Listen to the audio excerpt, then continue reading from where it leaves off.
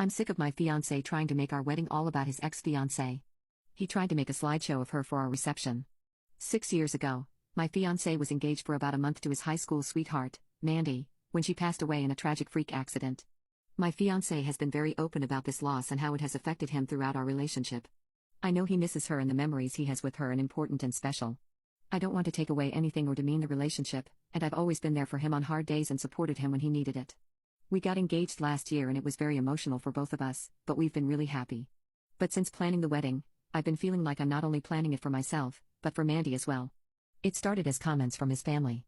A lot of, "Oh, Mandy would have loved this" type things. I brushed it off at first and just thought it was a way of them processing grief. I have a great relationship with his family, but I know they loved Mandy too. When I went dress shopping, his mom and sister came. They kept talking about what dress Mandy would have worn, what they could see her in, etc. It might seem like nothing, but it really overtook the conversation, so much so that another bridesmaid told me later that she felt uncomfortable for me too. It turned from harmless comments into focusing what should be a special event for me into reminiscing over Mandy.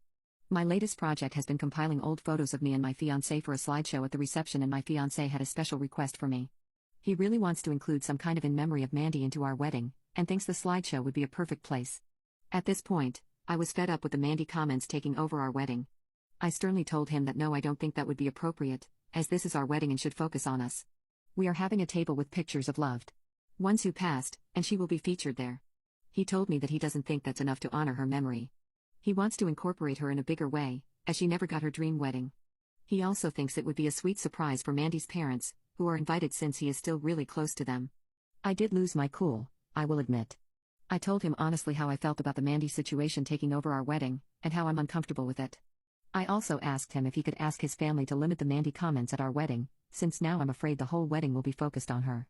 I told him that I need time away to think and have been staying at my parents' house, but we've still been talking.